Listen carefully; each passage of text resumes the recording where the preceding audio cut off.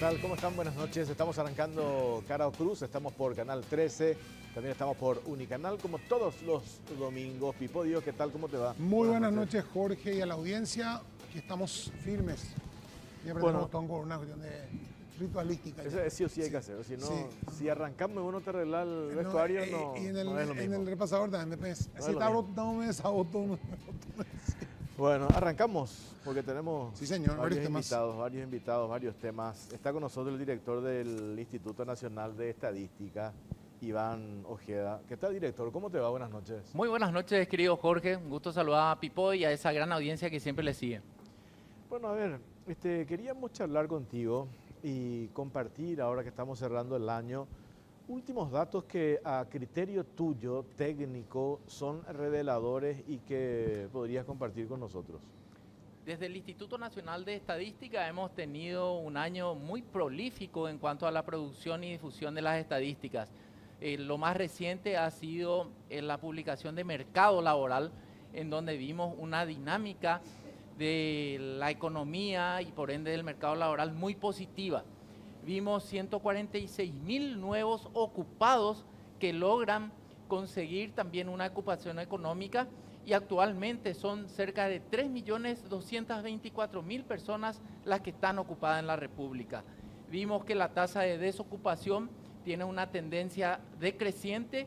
Actualmente estamos en niveles de 4,9 de desocupación, son cerca de 165.000 personas, pero el promedio histórico del desempleo, sacando obviamente la pandemia que estuvo mucho más por arriba, era de 6,5, entonces hoy estamos en 4,9, que es una señal muy importante de dinámica en la economía. Todos los sectores, el primario, el secundario, el terciario, tuvieron aumento en cuanto a ocupados, pero principalmente el sector terciario, todo lo que tenga que ver con comercio, servicios y principalmente mujeres. El nivel de asalariados también creció en más de 72.000 personas, también los independientes en 60.000, y un dato llamativo e importante me parece que hablar de la formalización de la economía. Hoy el Paraguay tiene una tasa de formalización del 58%. Es la primera vez que logramos bajar, digamos, la barrera del 60%. 132.000 personas han logrado ocuparse, pero en una tarea formal. Iván, ¿para qué le decís director? Le conozco, creo que hace 30 años, Iván, pero bueno, voy a decirle Iván nomás. Yo le digo director a mi compañero de colegio. Sí, pero te digo, me parece que está me parece que cuando hablaban los vos me decía usted le decía a su hermano, bueno. Cuando vos hablas de desocupación del 4.9, ¿cómo se mide eso? ¿Cómo se calcula que es? Sobre la población económicamente activa. Pero la población económicamente activa también está compuesta por las amas de casa. Sí. ¿Ese 4.9 están incluidas las amas de casa como desocupadas o es un porcentaje? ¿Cómo se separa eso? Nunca pregunté. Sencillo es de entender. Nosotros seguimos la metodología de la Conferencia Internacional de Estadísticos del Trabajo, lo que convoca la OIT, como todos los países, ¿verdad? Entonces, para que una persona sea considerada desocupada, se tienen que dar algunos elementos. Okay. En primer lugar, que esa persona no haya realizado ni una hora de actividad económica en los 7 días anteriores a la encuesta. Segundo motivo, que esa persona esté haciendo las gestiones para conseguir un empleo, no importa cómo, por internet, por diario, por los amigos, por Facebook, como sea. Y en tercer lugar, tiene que estar activa la economía. Entonces, en todo este escenario, claro, no consigue empleo. Está disponible, quiere trabajar, hace las gestiones y no logra conseguir empleo.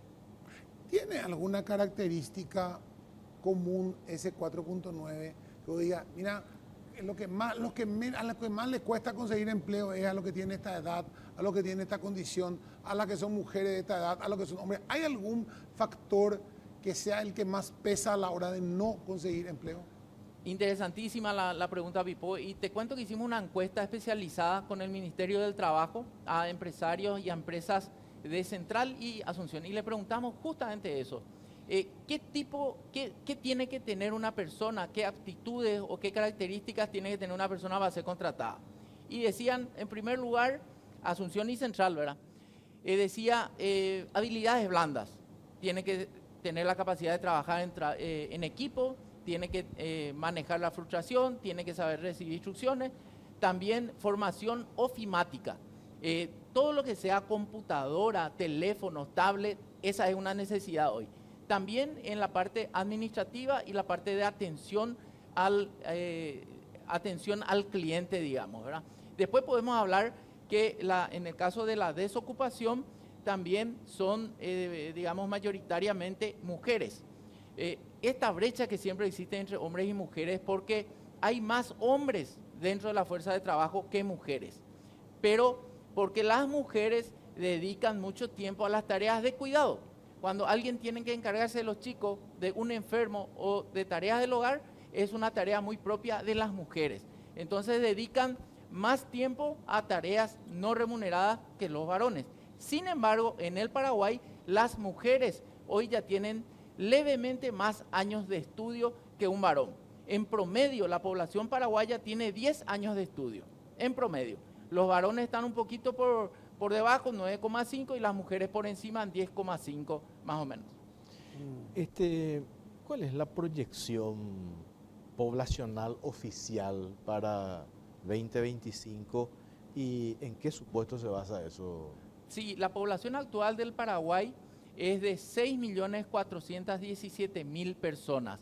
Esto surge del último Censo Nacional de Población y Viviendas y obviamente las estimaciones y proyecciones de población.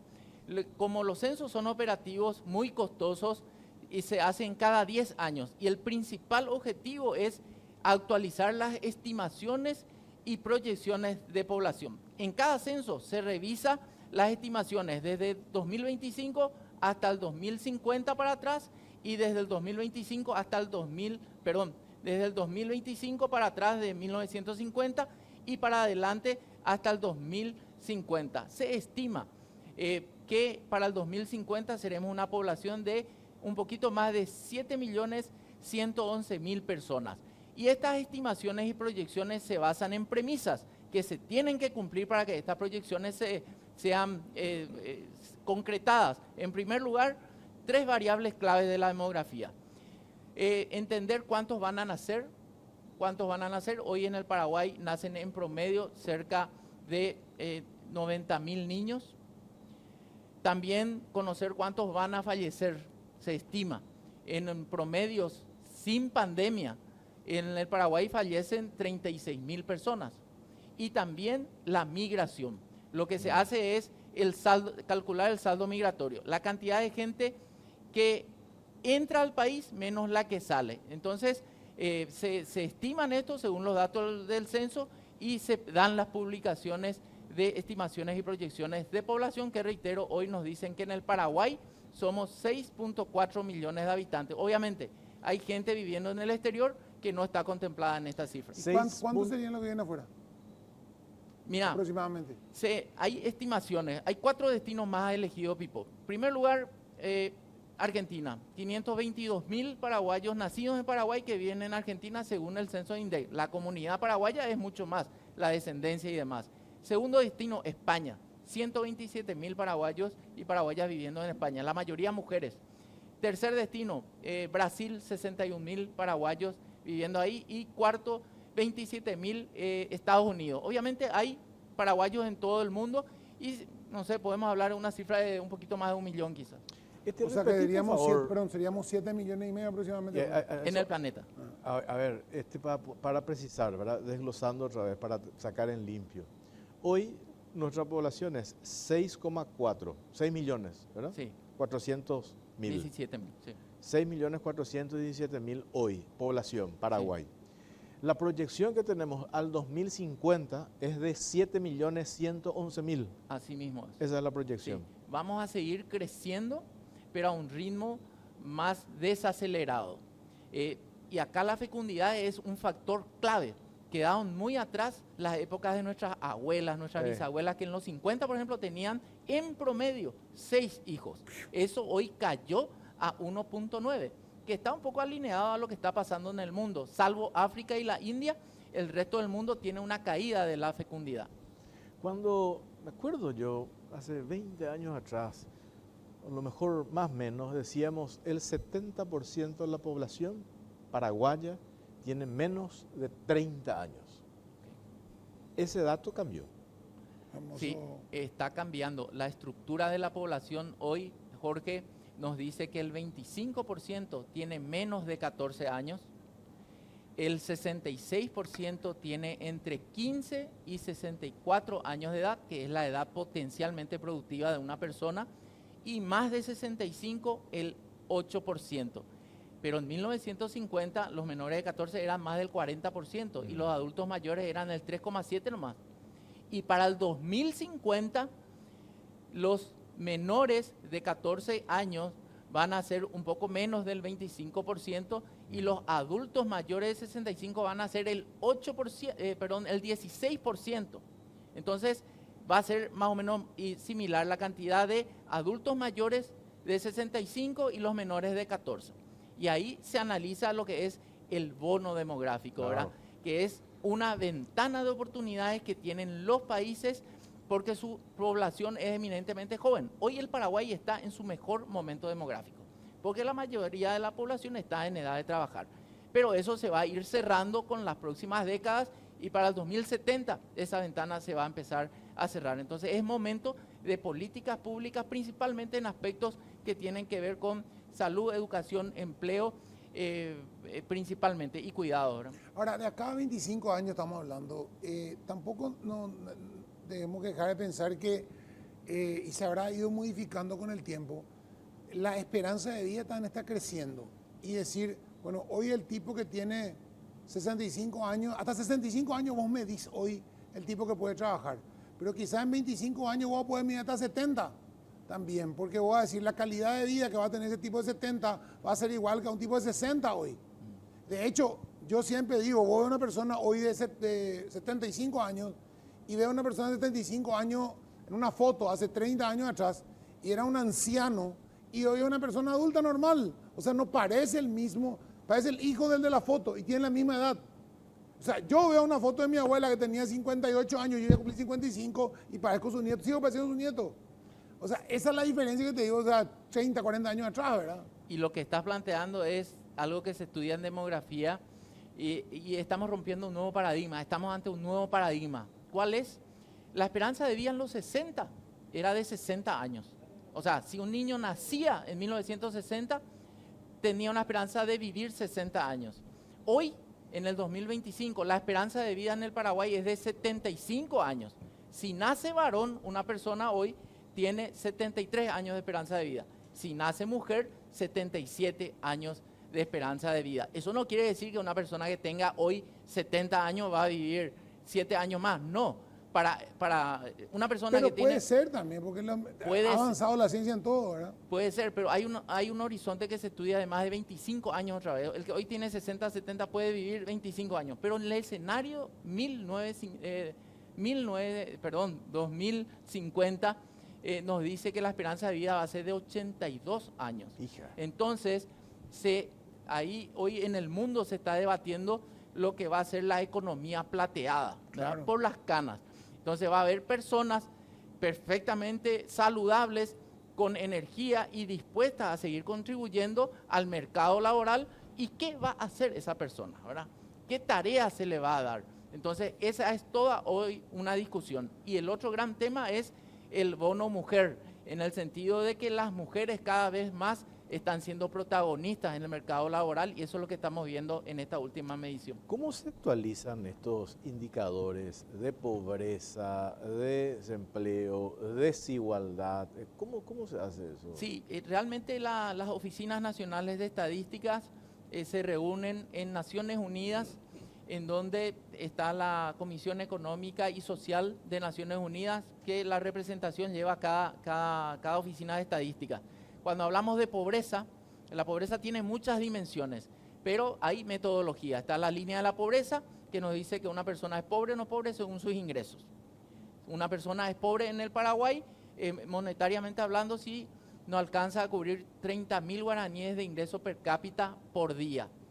O pobre extremo, si no alcanza a cubrir los costos de una canasta básica de alimentos, 13.000 guaraníes de ingreso per cápita por día. Obviamente, nosotros lo que hacemos es medir todos los ingresos de todo el núcleo familiar y se promedia el hogar.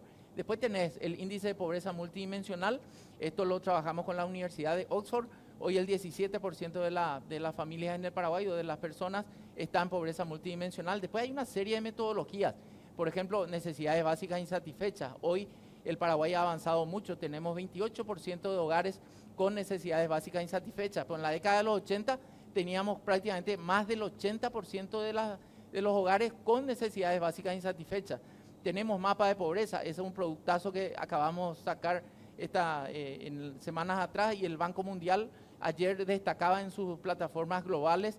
También tenemos otras metodologías como la estratificación socioeconómica. En términos sencillos, partir el Paraguay en 20.000 segmentos y con las variables del censo estratificar socioeconómicamente en estratos bajos, medios y altos.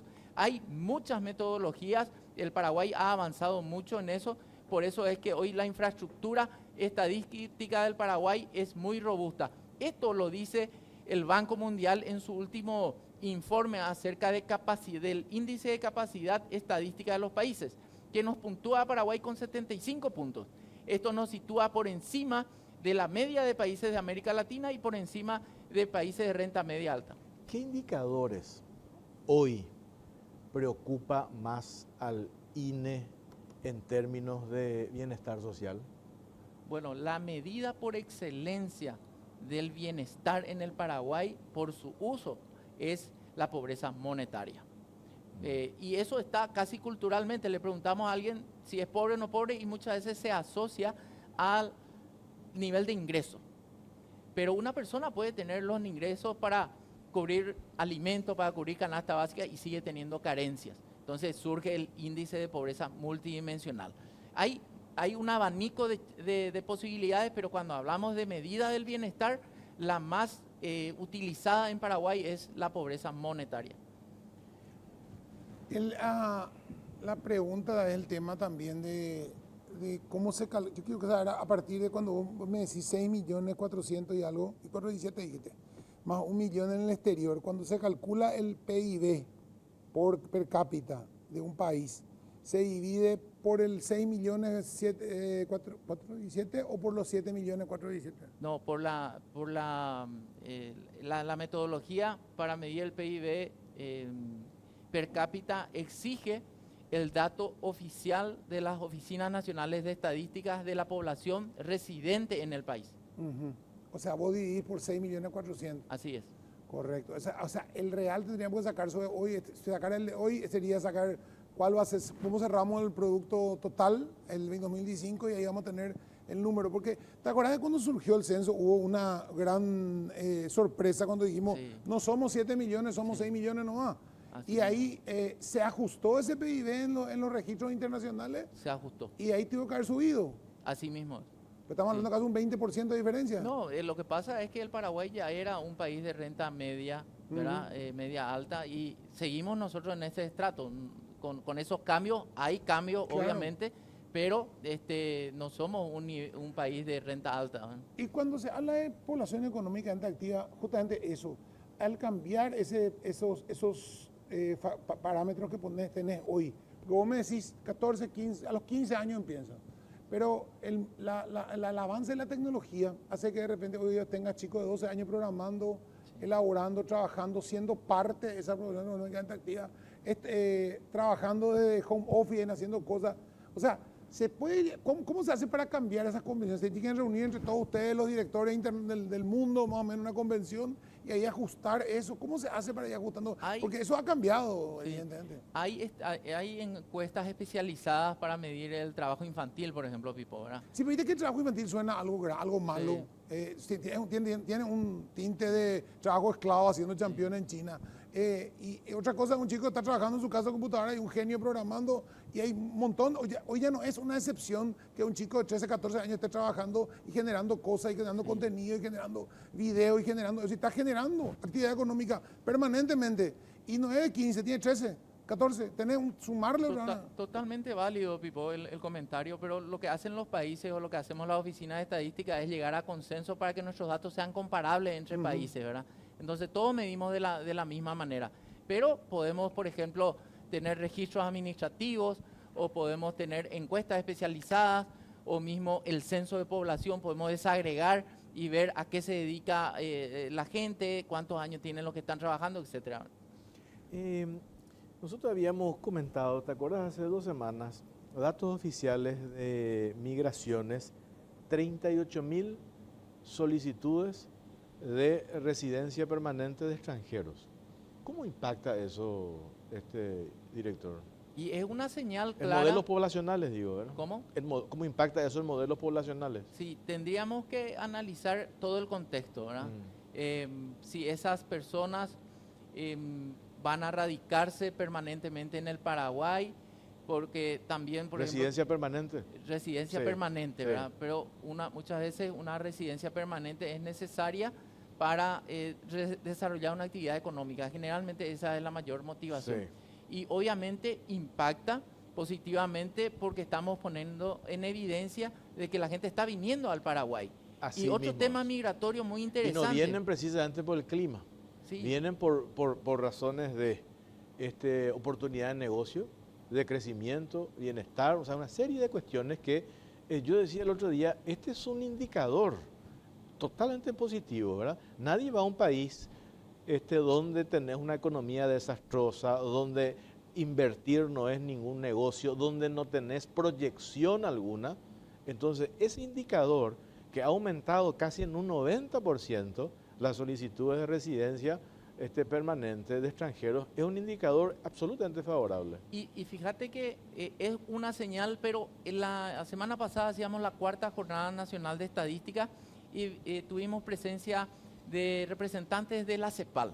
Y ellos comentaban cómo está la región actualmente y decían que ellos están evaluando nuevamente llamarle a esta década la década perdida, porque la mayoría de los países no han logrado crecer económicamente. La década perdida también fue denominada la década de los 80, pero decían la excepción es Paraguay, porque Paraguay sí tiene un comportamiento de crecimiento económico sostenible y las proyecciones dicen que vamos a crecer a niveles de 5,3. Entonces, hoy somos país de grado de inversión. Ese es un club exclusivo de 60 países, ¿verdad? Entonces, el 80% del capital formal del mundo va a los 60 países que tienen grado de inversión. El siguiente 20% va al resto del mundo. Entonces, hay señales muy, muy altas. Hoy vemos edificaciones en la capital, una cantidad de edificios que se están construyendo, ¿verdad? Hoy tenemos mayor información estadística. El sector privado también genera información súper válida y muy interesante, pero hoy nuestra oficina y todo el sistema estadístico nacional está generando también información súper importante, con un desafío que lanzó el presidente de que el Paraguay tiene que ingresar a la OCDE. Este es un club exclusivo con estándares altísimos que para nosotros es una gran oportunidad también de seguir mejorando la producción estadística. Estos datos que compartís, creo que las veces que hemos hablado en entrevistas, y esa es una realidad, es que para proyectar y definir políticas públicas necesitas de estadísticas. Sin esas estadísticas es imposible hacer esa proyección. Podés hacer, pero va a ser imprecisa en los resultados quizás, ¿verdad? Estos datos que estás pasando, ¿son datos públicos? Son totalmente datos públicos. Todos datos públicos. A cada publicación que nosotros hacemos, Jorge, va acompañado un manual metodológico. Van, por supuesto, las presentaciones, una presentación breve, un boletín más amplio y también los microdatos, que son la base de datos de, digamos, el insumo fundamental, pero anonimizado, para que cualquier organismo internacional, para que cualquier usuario, ciudadano o especialista pueda reprocesar toda la información. Es una cuestión cultural nuestra. Vos tenés la misma percepción, no sé si vos también. ¿Por qué hay cierta desconfianza en general, no digo sobre tu institución en particular, acerca de los datos oficiales? Por ejemplo, Banco Central del Paraguay, tema de inflación, no, esa es salir a la calle no es, la realidad es distinta. Tema de precios, temas de pobreza, siempre, y no solamente en la opinión del común de la gente, sino uno ve quienes se presentan como economistas dicen, en realidad el déficit fiscal no es 1,9%, es 4%. ¿Y cómo respaldás eso? Y no creo. ¿Es una cuestión cultural nuestra o qué tenemos que hacer para darle credibilidad y menos desconfianza a los datos oficiales, Iván? Hay un libro muy interesante que se llama La revancha de los poderosos y dice que en este contexto global, no solamente paraguayo, hoy tenemos que vivir o vivimos en la posverdad, Sí. en el populismo y en la polarización. Todo parece que nuestro actuar apunta a eso, ¿verdad? Yo te digo, querido Jorge, que es más fácil desmentir un hecho que una verdad estadística, porque la verdad estadística está basada en una metodología que puede ser revisable, puede ser auditable, puede ser comparable. Entonces, los datos que generan las oficinas nacionales de estadística o el Banco Central, yo creo que son confiables. Y después, a la comunidad internacional no le vas a joder. Si hay datos, como por ejemplo la Argentina en un momento salía en los foros internacionales, le decían, señores, absténganse de presentar sus datos. El Banco Mundial está calificando al Paraguay en estadística. El Banco Mundial está destacando el ranking ODIN y hay una serie de indicadores globales que están auditando permanentemente a los países. Y ahí esos son criterios técnicos en donde podemos decir es o no confiable. El resto es relato, que es opinión y es súper válido también. Pero si queremos hablar de políticas públicas de calidad, de inversión en el sector privado eficiente y que el ciudadano sepa condiciones de vida, tenemos que acudir a fuentes certificadas. Claro, sobre todo eso, porque yo he visto en un medio una publicación de un cuadro muy lindo, muy presentado, y fuente era de los deseos, no decía nada. O sea, no tenía fuente, no tenía firma, era evidentemente la firma siempre cuando el diario publica es responsabilidad del editor, pero cuando vos tenés datos y porcentaje y ponés guau para describir una situación, ¿cuál es la fuente? INE, el Banco Central, ¿quiénes son las fuentes autorizadas para esos datos? El Ministerio de Economía. Si no, si me dice, ¿sabes qué es la Fundación Cachito? Y si la Fundación Cachito, ¿quién es? Y es Cachito. ¿Y quién es certificó? Nadie. O sea, yo puedo hacer mi número y mentir y dar datos. Es como lo que hacen encuestas, ¿verdad? Ojalá algún día podamos tener alguna certificación en las encuestas que se hacen en política, porque las encuestas políticas son una vergüenza en Paraguay, ¿verdad? Se ha prostituido el negocio de la encuesta política a más no poder. Hoy no se puede creer ninguna encuesta. Y que me disculpen los encuestadores. A lo mejor habrá alguno que hace bien su trabajo. Pero realmente creer en una encuesta hoy es muy difícil. ¿Por qué? Y porque no hay certificación. No sé si en el mundo yo creo que es un problema global, no es un problema nacional nomás, ¿verdad? Y sobre todo también la efectividad que tiene una encuesta. A veces ni siquiera es por mala intención, sino porque no es efectiva la encuesta como instrumento. Y todavía no empezamos a hablar de la inteligencia artificial, Eso con me la iba a facilidad que hoy se generan datos falsos, Sí, ¿verdad? se le miente. Vos sabés que hay organismos internacionales especializados en identificar información válida o información falsa. Hoy estamos regados de información falsa muchas veces, ¿verdad? Y ahí justamente la importancia de mantener el rigor científico, en poder tener una nota conceptual, un boletín, poder comunicar los datos, poder ser auditado, poder reprocesar. En cada reproceso que hacemos de la información es una auditoría nueva. Hoy, a partir de los datos del censo, estamos publicando déficit habitacional. Vamos a tener 16 estudios especializados y en cada uno de esos estudios son investigadores independientes que vienen y procesan toda nuestra información, que si no es coherente, ellos mismos van a decir, ¿verdad? O los organismos internacionales publican los datos a partir de la encuesta permanente de hogares, como una de varias fuentes, ¿verdad? El tema de eso que dijiste, déficit habitacional, ¿eso vamos a tener datos actualizados? Ya tenemos datos actualizados. Por ejemplo. Hoy en el Paraguay, 1.117.000 viviendas tienen déficit. ¿Qué quiere decir esto? Que 1.008.000 viviendas tienen déficit habitacional cualitativo. Quiere decir que necesitan mejorar su infraestructura, porque le falta, por ejemplo, un dormitorio, un baño moderno, o la familia vive en hacinamiento, o también la materialidad de la vivienda.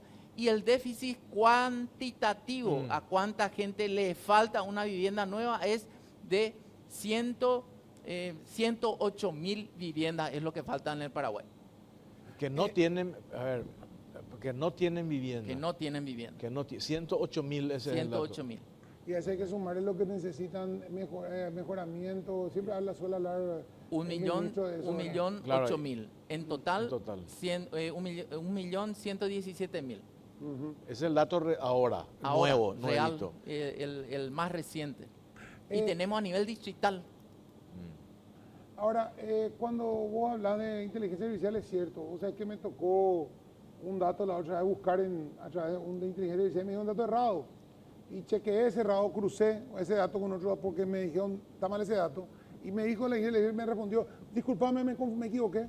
O sea, es muy peligroso. Mucha gente está tomando como verdad absoluta lo que dice la inteligencia artificial y a veces toma datos erróneos. Ya me ha pasado un montón de veces que literalmente dice, discúlpame, me equivoqué, tiene razón, no sé qué. Yo le he pasado información pues escaneada y le muestro, busca, chequea, cruza, pero estamos en manos de gente que está poniéndose absolutamente confiando 100% en lo que dice la inteligencia artificial y no es así. O sea, está fallando casi en un 30% de las veces que comete errores, entiende mal, da datos equivocados y es peligroso eso porque mucha gente se cuelga eso para sacar conclusiones. Es una herramienta muy útil, pero muy bien como decís, ¿verdad? Y para que la gente entienda, muchas veces la base de consulta es la clave en las inteligencias artificiales. Vos preguntás, ¿quién es Pipo Dios? Y si no encuentra información, acude a los medios de comunicación, pero Claro. de alguna fuente tema. Entonces está tomando un dato periodístico, ¿verdad? Puede ser una fuente de información. Por eso es que en el caso de las oficinas nacionales de estadística, las oficinas están desarrollando su propia inteligencia artificial. Nosotros desarrollamos con una de las herramientas de inteligencia artificial que es Machine Learning, hicimos la codificación de las variables abiertas del censo. Por ejemplo, ocupación. Vos le preguntás, ¿a qué te dedicas? Y te da un abanico de posibilidades. Lo que hicimos eso es tener 30 años de encuesta permanente a hogares como fuente de consulta y corrimos el algoritmo y encontramos una certidumbre de cerca del 80%.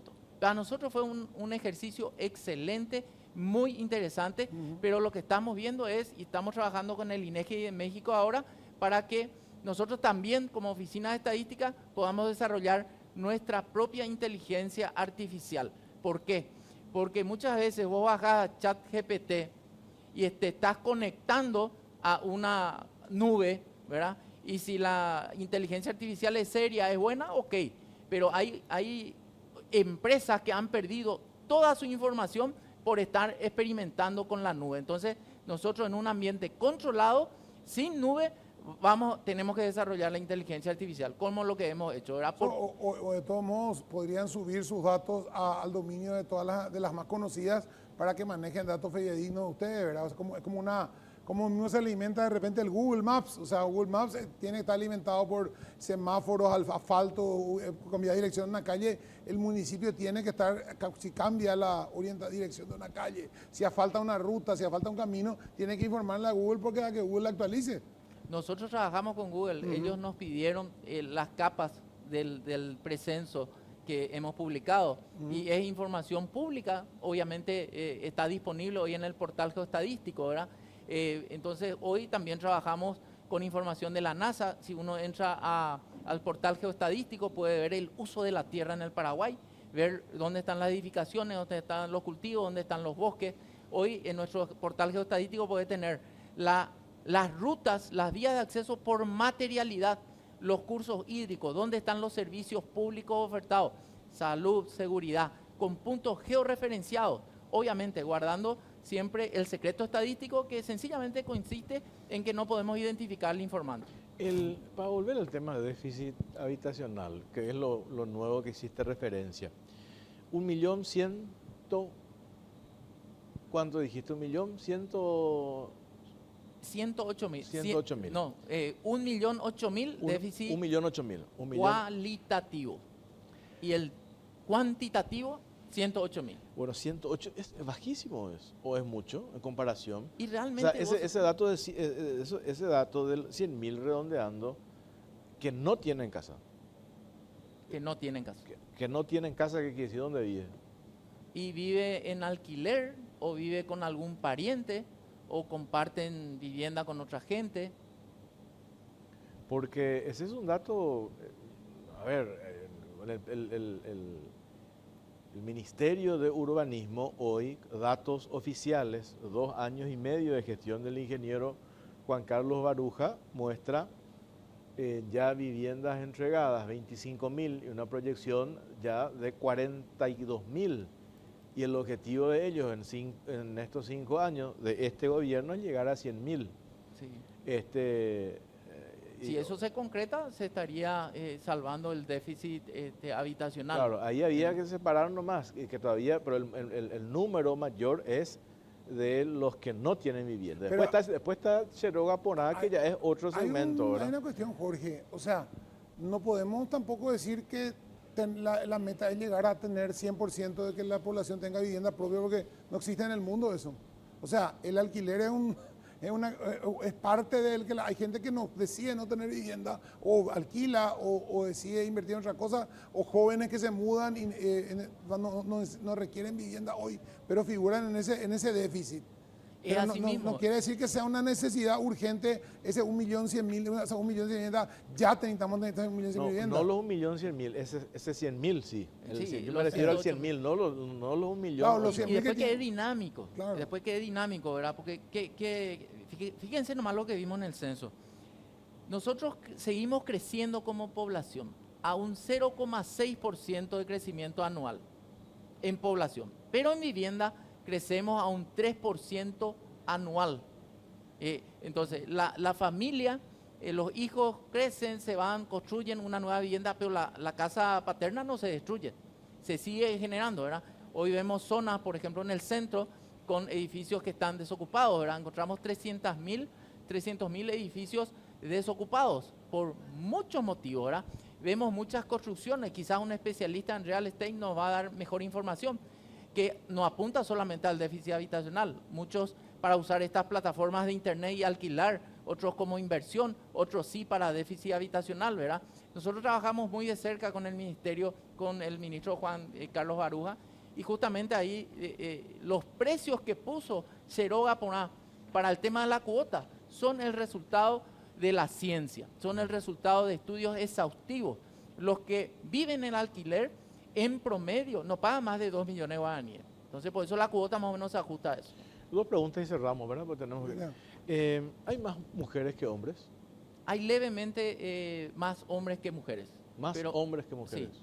¿Pero eso cambió? ¿Antes eran más mujeres que hombres o no? No, hoy hay casi una paridad, Jorge, pero hay levemente más hombres que mujeres.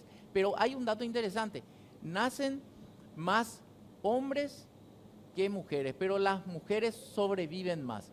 En las edades longevas son las mujeres las que sobreviven más en 7 años a los varones. Entonces, cuando vos ves la pirámide poblacional, en el extremo ves que las mujeres sobreviven mucho más. ¿Hay más olimpistas que cerristas? Categórico es que hay... los olimpistas son más de 4 millones y los cerristas la mitad más o menos. Ahí está, perfecto. Brillante. Cuidado. Está bien. Cuidado, Gracias, Iván. Gracias, un placer estar aquí. Gracias. Tenemos que hacer la pausa. A la vuelta va a estar con nosotros Víctor Mendoza. Él es presidente de la Cámara de Alimentación Escolar. Pero antes, ¿qué tenés, Vico? Antes tenemos tarjeta B de Basa, la nueva tarjeta que vos podés pedirla directamente en la página de Basa. Más bares, más bienestar, más tiendas, más viajes, más beneficios y más experiencia. Y si pedí este año, tenés todavía un mes y pico, va a pedir la cuota anual que da exonerada de por vida. O sea, no pagás cuota anual. Descarga hoy mismo tu nueva tarjeta B de la aplicación de Basa. Como les dije, bajen la aplicación, aunque no sean clientes de Basa, pueden hacerlo vía la aplicación, carga tus datos.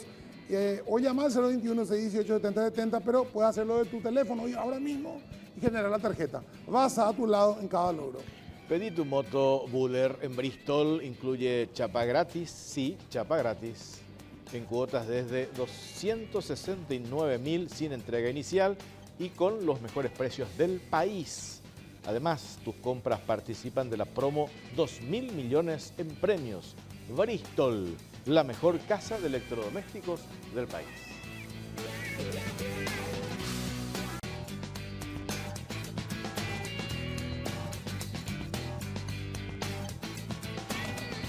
Segundo bloque, cara o cruz. Estamos por Canal 13, también estamos por Unicanal, como todos los domingos. Pipo, ¿qué estamos tomando? Estamos tomando creo que Merlot, sí, Merlot de Italia, de Terreforti. Nuestros amigos de Italia Food and Wine nos mandan como siempre el excelente vino y el excelente queso también, porque con Jorge este Verana Pagano, también de denominación de origen controlada, origen italiano, riquísimo. En nuestra vajillería, por supuesto, Casamigos, platos, copas, los mejores del país.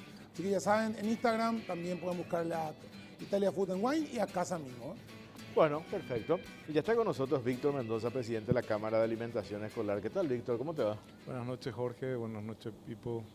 Un gusto estar aquí y a disposición. A ver, un poco para sacar en limpio en todo esto que se había generado, comunicado por parte de ustedes, del gremio, los proveedores del almuerzo escolar, el hambre cero, que es sin ninguna duda la inversión más importante en materia social que ha encarado este gobierno, eso no hay ninguna duda. Pero hace una semana se dieron estas diferencias en lo que respecta a los pagos. Sé que tuvieron reuniones con el ministro de Economía, Carlos Fernández Valdovinos, con el ministro de Desarrollo Social, Tadeo Rojas, y ahí establecieron un calendario de pago. Ese calendario de pago que les va a permitir a ustedes arrancar el próximo año lectivo deuda cero. Contanos de esa reunión y cuál es ese plan y ya si se normalizó todas estas diferencias que habían tenido, Víctor. Bueno, Jorge, esto me quiero referir primero al programa. Como bien vos lo dijiste, este es un programa sin duda del mayor impacto social, porque esto es una cadena interminable de valor, que estamos hablando de 30.000 personas de forma directa, 150.000 personas de forma indirecta, y el dinero que transcurre por este programa llega hasta el último productor del último confín del territorio nacional. Entonces, dentro de eso, bueno, hubieron algunos problemas de implementación del sistema SIAE, que fue uno de los mayores motivos de atraso, ¿verdad? Como todo problema, como todo programa que inicia, tiene también su periodo de esa magnitud, ¿verdad? de aprendizaje, ¿verdad? Un sistema de universalidad de la alimentación escolar, entonces tiene sus bemoles a la hora de aplicar. Esa implementación del programa y del sistema fue implementado con total éxito ya hace 2 meses. Entonces la gente entendió la importancia de la aplicación. Esta aplicación pasa principalmente por los directores. Para que se pueda aplicar el sistema debe tener conectividad, y pareciera fácil la conectividad en un ambiente urbano, pero estamos hablando de que esa conectividad tiene que llegar, por decirte, a María Elena, una comunidad indígena que está a 3 horas y media en lancha de Fuerte Olimpo, por ejemplo. Claro. Entonces, tienen que instalar los sistemas, la gente tiene que entender cómo funciona. Y ese fue el motivo principal de los atrasos, porque si el director no le da el ok, una sola escuela te falta, no podés facturar, y al no facturar, obviamente eso no genera la obligación, y al no obligarse, bueno, tampoco se produce el pago. Eso fue el principal problema por el cual hubieron retrasos en los pagos, básicamente más administrativo que financiero. La reunión la tuvimos esta semana con el ministro Fernández Valdovinos, un tipazo que explicó con mucha paciencia, pormenorizadamente la situación. Reafirmó que los fondos para hambre cero están blindados y siguen estando blindados y van a seguir de esa forma para el año que viene, y que se van a dar con mayor celeridad los pagos. Se estableció un calendario de pagos que incluye el mes de noviembre, diciembre, un refuerzo en enero y la cancelación total de las deudas del 2025 y algunas poquitas del 2024 que quedaron remanentes antes del inicio de clase. Hablaba él de la primera semana de febrero. Con eso salimos bastante contentos y satisfechos de esa reunión, y también expresar un poco algunas ideas, algunos modelos comparados regionales como los de Brasil. Algunos tomamos como modelos negativos y lo de Chile, por ejemplo, como modelo positivo, que le adelantan el dinero, el 90% de lo que uno factura, porque cuando uno tiene, por ejemplo, tenés 10.000 platos que servir, entonces ya sabes a cuánto corresponde por el precio. Entonces en Chile, por ejemplo, te pagan el 90% de la factura por adelantado, pero te obligan a comprar de contado del proveedor. Entonces eso hace que la economía sea, el efecto derrame de la economía sea más rápido. Al final, en resumen, la deuda era, como decían ellos, de 400.000 millones, lo obligado. Sí, bueno, ahí hay tecnicismos. Claro, sí, por eso te decía, para que el Ministerio de Economía considere una deuda, es obligación, tiene que estar obligado. tiene que estar obligado. Claro, y ustedes tenían facturado Claro. y no estaba chequeado, cruzado con el sistema porque estaban actualizados, o sea, estaban en etapa de, digamos, de asentamiento ese Claro. sistema. ¿Cómo están hoy? ¿Cuál es la realidad hoy? O sea, lo que hoy entregaste, por ejemplo, vos entregaste el viernes de comida. Lo que entregaste el viernes de comida, ¿cuánto tarda en estar asentado ya en el sistema? ¿Ya se mejoró eso? Sí, bueno, es por órdenes de servicio, le llamamos, el documento madre que emite la entidad que te contrata. Sí. La orden de servicio te dice, vas a servir a esta cantidad de niños en esta cantidad de escuelas por este periodo de tiempo. Ok. Este año fue cada 15 días. Uno termina de servir en ese periodo de la orden de servicio, cumple, hace que los directores le den el cheque correspondiente en el sistema y ahí se genera derecho a facturar. Claro. Cuando uno factura, el ente tiene un mes para obligar, generalmente hasta la finalización de ese mes. Al mes siguiente, ahí empieza el día cero de la factura para el Ministerio de Economía. Sin embargo, para nosotros, bueno, todo trabajo hecho es parte de una deuda, independientemente en qué estado administrativo esté. Y el programa contempla 390 millones de dólares como presupuesto. Este año, por los feriados y todo eso, vamos a llegar a una ejecución de 85% más o menos.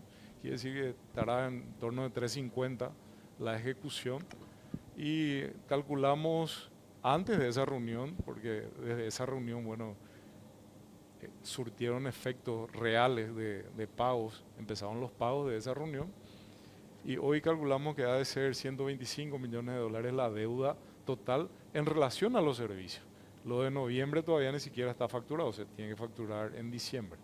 Entonces, ahí hay un dato que a mí me había llamado la atención, pero haces referencia, ya estás explicando ese tecnicismo. 390 millones de dólares de presupuesto. El ministro nos había dicho de Economía que se pagaron 220.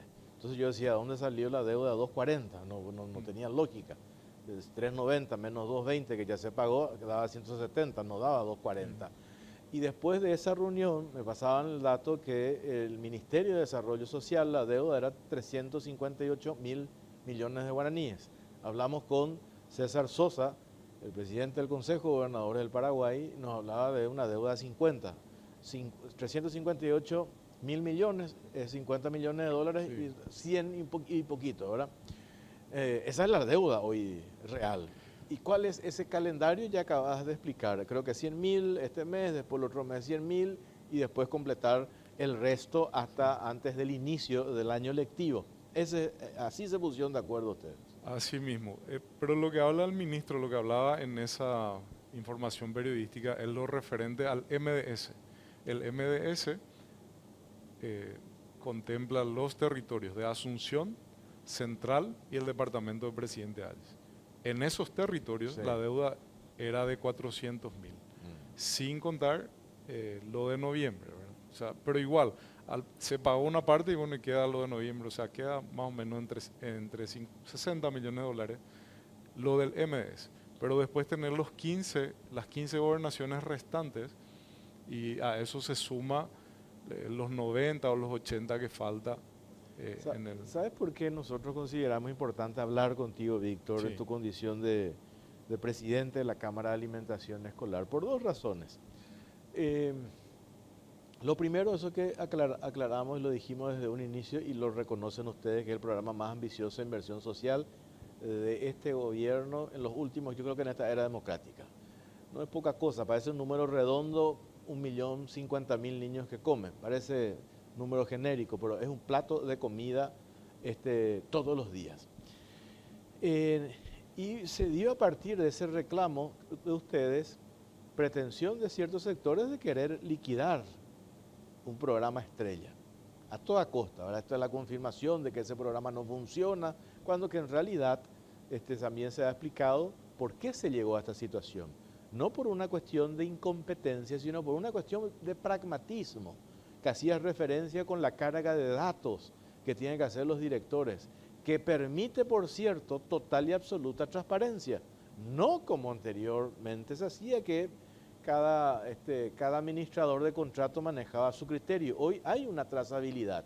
Se paga lo que se come, no lo que se calcula en proyección.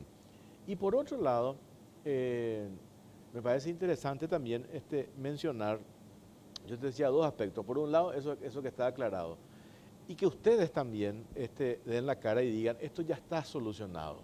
Porque en el relato que están haciendo los que están en contra de esto por motivaciones políticas, ¿verdad? Yo no puedo entender cómo alguien puede estar en contra de Hambre Cero, no puedo entender, pero hay, ¿verdad? Entonces yo decía, hace falta que también, no sé si un comunicado, pero que ustedes den la cara y digan, esto está arreglado, está solucionado, está encaminado y estamos todos contentos y todos conformes, ¿verdad?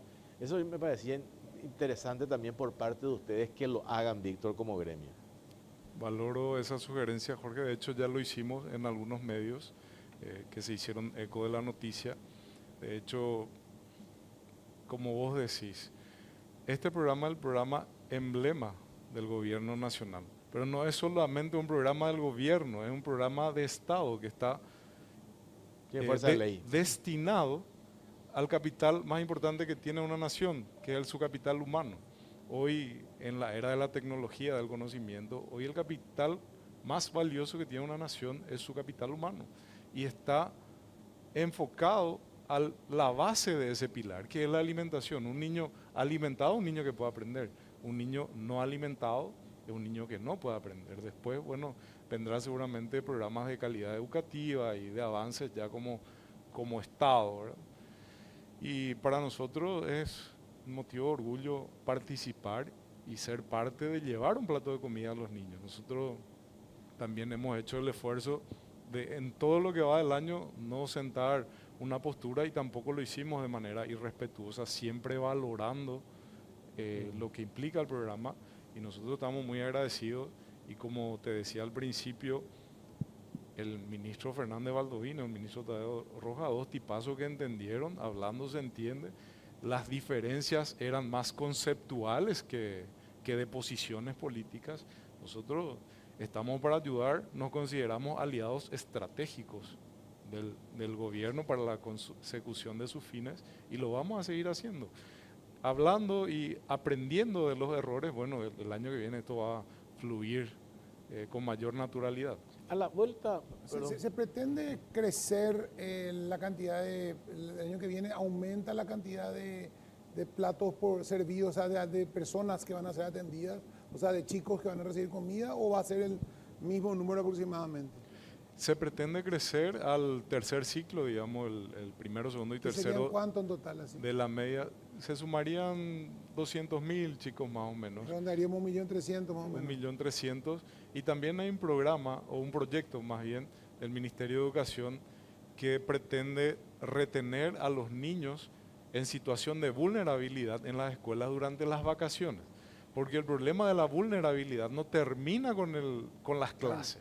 El niño que está en una casa donde, como dice su nombre, vulnerable, para no describir todos los problemas que pueden haber en una casa, bueno, es mejor que esté en la escuela. ¿Ustedes tienen que servir hasta qué día?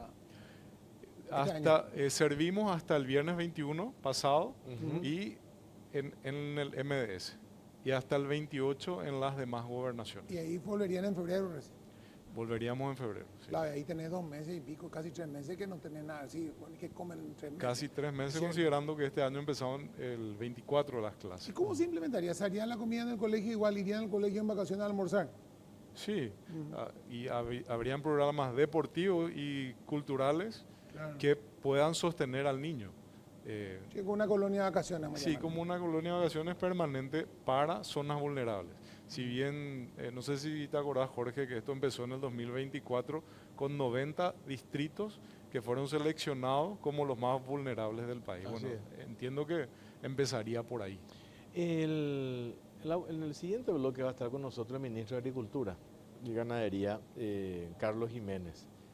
El más contento con ustedes. Pues claro, a eso iba. Después de este decreto que no sé si es el término les obliga, pero también una cuestión de responsabilidad social por parte de ustedes, los proveedores del Estado, para con nuestros productores frutícolas. ¿Cómo está ese vínculo y ese relacionamiento de ir? ¿Es ventajoso el tema precio, el tema de infraestructura que están allí en la zona? ¿Cómo se está trabajando con eso?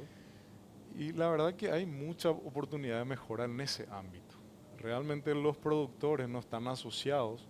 Nosotros, no importa si el tomate cuesta 80.000 o 800 guaraníes, nosotros tenemos que poner el tomate en la comida. Entonces, lo que no existe es en algunos lugares sí, pero bueno, en la mayoría no existe como una cooperativa que te garantice la cantidad de alimento hoy. Ni siquiera estamos hablando del precio. Ojalá lleguemos de aquí a 2 años a que te establezcan, bueno, señores, yo te voy a vender, yo sé cuánto tomate debe comprar mi empresa o cualquier otra empresa. Entonces, yo te tengo que comprar 10.000 kilos de tomate por mes y a cuánto me hace durante todo el año. A ese nivel todavía no llegamos, hay mucho que hacer. Ya vamos a preguntarle al ministro estas observaciones que hace. Pero donde hay muchísima oportunidad de mejora para nuestros campesinos. Porque ahora resulta que estamos ya llegando a noviembre, la primera quincena de diciembre, la primera quincena de diciembre el tomate va a bajar a 2.000 guaraníes. Ahora están exportando a 4.000, cuando durante casi todo el año rondaba entre 8.000 y 10.000 guaraníes el kilo. Entonces son cuestiones que hay que abordar. Y esta reunión que mantuvimos con el ministro Tadeo Rojas y el ministro Fernández Valdovinos entendieron que nosotros debemos participar de esas mesas. No se pueden hacer las políticas sin la participación de nuestra experiencia. Más bien no son de intereses, sino de la experiencia. Nosotros necesitamos que nos garanticen. Pipo, vos querés proveerme locote, tenés que tener 5.000 kilos a la semana, hermano, no importa si llueve, si truene, pero tenés que tener 5.000, porque lo principal es la provisión. Claro, y ahí ¿cuál es la observación que hacen ustedes, Víctor? Que no están cooperativizados, que cada uno todavía está como que de manera aislados, ¿verdad? Sí. Hace falta que ellos se cooperativicen para obtener volumen. Claro, básicamente para este programa, para un productor hortícola, te exigen 2 documentos. Uno, primero que tenga factura. Segundo, que estés dentro de un registro que se llama Agricultura Familiar Campesina, para que el documento de esa persona nos sirva a nosotros para demostrar esto que vos decías, que estamos obligados por ley al 10%. Después, sería ideal que esa persona, si es una pequeña empresa rural, que se inscriba como MIPYMES. Ese sería todo el circuito de documentación que requiere un productor.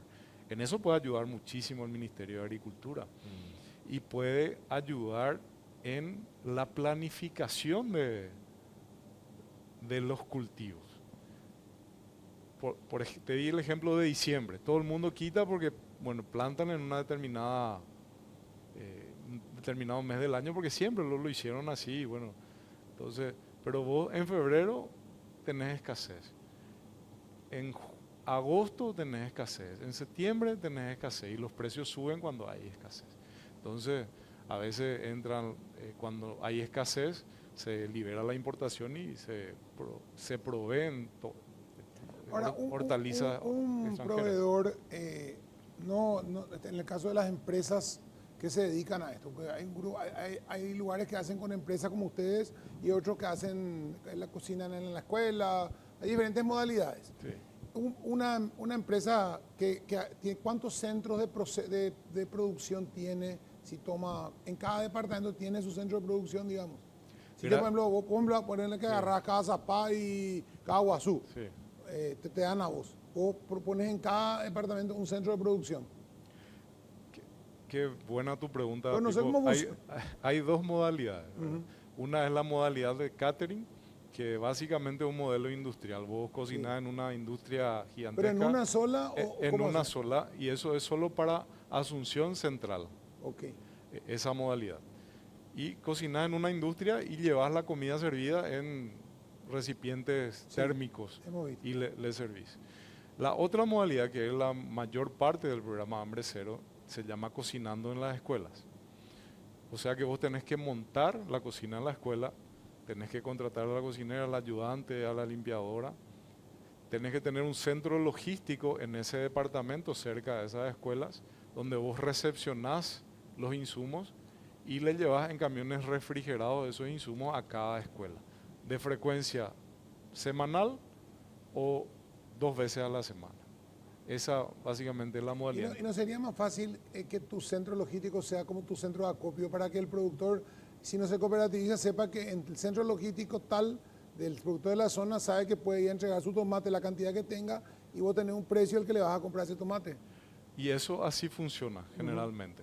Solo que si hay, por decirte, en un departamento hay 200 productores de locote, Sí. vos necesitas 5.000 a la semana. Entonces tendrías que darle un cupo. Bueno, Pipo, vos plantás ahora y me vendés la segunda semana de julio. Vos, Jorge, Por eso vos plantás, planteás una mesa en claro, conjunto. o sea, una para planificación y una coordinación de esa producción. Si eso se consigue en cada departamento y las gobernaciones tienen sus secretarías de agricultura que lo pueden hacer, es un trabajo gigante, Pipo. Gigante. Me imagino que alguna vez se va a hacer y nosotros lo que vamos a sugerir en esa mesa. Por nosotros gustoso que sea la gobernación que arme una cooperativa de productores y que ellos sean los que nos garanticen la provisión de la cantidad necesaria por semana. Hay dos cuestiones, Víctor, también quería consultarte. Por un lado, estos contratos que tienen ustedes son en general plurianuales, ¿verdad? Es la primera vez que se llamó por 2 años y medio. Por 2 años y medio. Van hasta las vacaciones de invierno del 2027. Claro. ¿Cómo manejan ustedes el tema de la variación de precios? Un producto en particular, carne. El precio de la 30% carne. en Pero- relación al año pasado. 30% de incremento. Claro, entonces, Carne, ¿cómo pollo. manejan eso? Y ese fue nuestro pedido de auxilio, ¿verdad? Porque nosotros absorbimos toda esa Claro. inflación específica de los productos alimenticios y fue una variación de 30%. Ahí es donde uno decía, a gente que conozco que está en tu rubro también, proveedores de Hambre Cero, decían, hay un poco de responsabilidad de los gremios, ya sea lácteos, cárnicos, decir, esto es un programa social de gran impacto. ¿No podrían ponerse de acuerdo ustedes como gremio con la Cámara de la Carne, lácteos o de otros gremios? Decir, o por el volumen mismo. por el volumen, claro, hay garantía de compra asegurada 2 años y medio y establecer un porcentaje. Pues nos puede caer sobre ustedes esa variación del 30%. Y ahí es donde, nos dio tu empresa, me decían, algunas empresas, en vez de ponerle, no sé, 10 cortes de carne, bajaban, ponían 8, ponían 7. O sea, no quiero que eso, o sea, no se quiere, no yo, sino no se quiere que eso influya o pueda eventualmente influir en la calidad de la comida. ¿Se entiende, verdad? Yo comparto plenamente tu deseo, Jorge, y creo que los miembros de la Cámara también, pero hay algo en lo que nosotros nos podemos influir. Hay una escasez de proteína animal en el mundo y Paraguay es productor de carne por excelencia.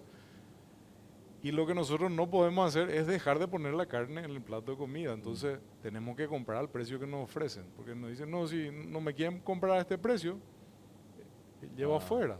Ahora, tuvimos una experiencia muy buena con una de las empresas lácteas, una de las cooperativas lácteas, que entendieron y nos bajaron el precio. Ahora le explicamos, le hicimos todos los números.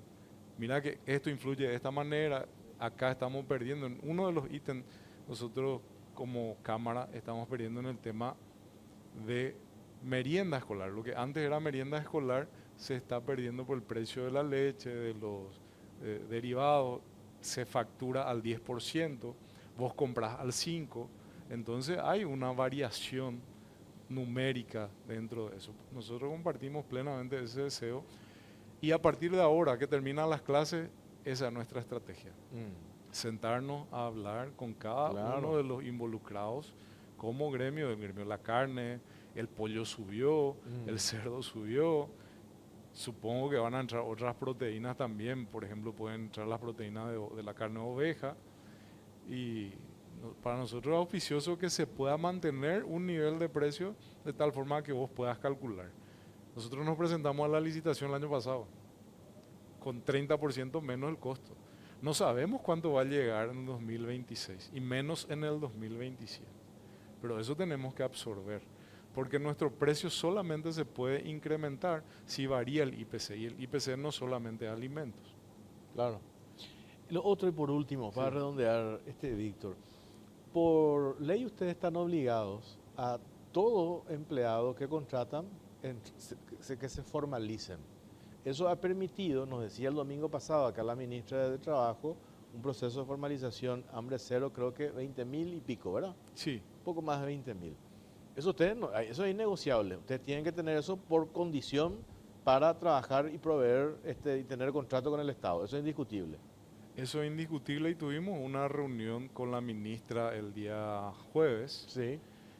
Y ella explicaba y agradecía en nombre del gobierno nacional la formalización de que lo que decía en el pliego se cumplía. Y ella decía que, según su experiencia, es una de las primeras veces que eso se cumple, ¿verdad? Claro. Y ellos fueron testigos porque, bueno, recorrieron cada escuela y el pliego te dice, bueno, de este rango de alumnos en la escuela vos tenés que tener una cocinera, o dos cocineras, o tres cocineras, ayudante, limpiador.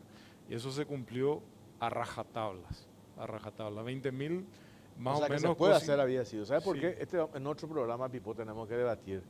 El ministro de Economía compartió este dato y la ministra del Trabajo también. Sector de la construcción. Sector de la construcción, ¿cuántos emplean? 270.000. Y va a subir. Sí, pero ¿cuántos están formalizados?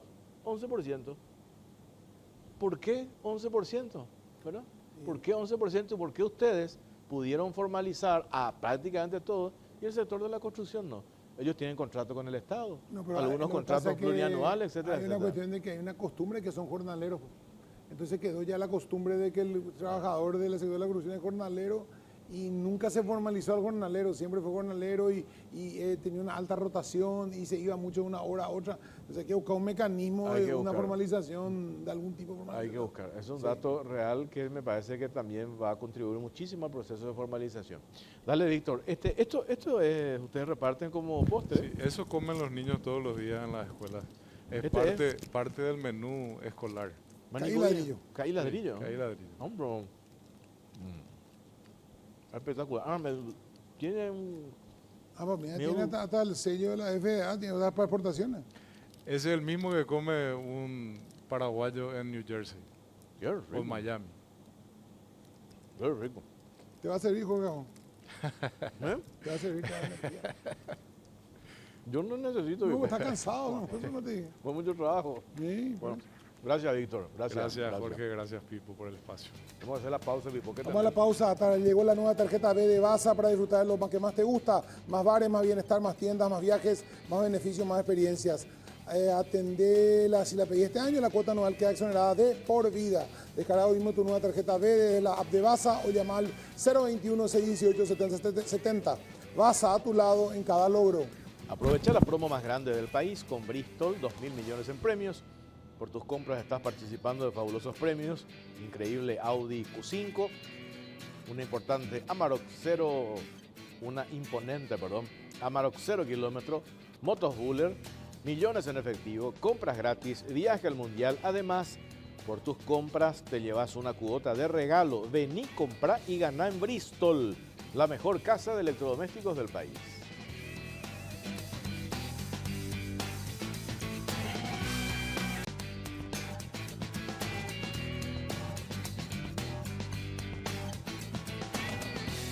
Tercer bloque en Cara o Cruz, estamos por Canal 13, también estamos por Unicanal como todos los domingos y ya le saludamos al ministro de Agricultura y Ganadería, Carlos Jiménez. ¿Qué tal, ministro? ¿Cómo le va? Buenas noches. Muy buenas noches para ti, para Pipo, para tu amable televidente y a las órdenes. Bueno, a ver, recién estaba con nosotros Víctor Mendoza, presidente de la Cámara de Alimentación Escolar. Después vamos a hablar de otro tema por el cual te convocamos. Y él decía que están trabajando muy bien con los pequeños productores, frutícolas. Pero, dice él, necesitamos que estén más cooperativizados. Toñi organiza Pona Mie. ¿Para qué? Para que ellos tengan la garantía del cumplimiento del volumen. Nosotros necesitamos comprarle y que nos cumplan, no sé, 10.000 kilos de tomate y nosotros queremos que nos cumplan. ¿Cómo se está trabajando desde el ministerio para darle esas herramientas de organización a los productores frutihortícolas, ministro? Bueno, somos conscientes de que ese todavía es una debilidad y bueno, de hecho es una de las características de la agricultura familiar.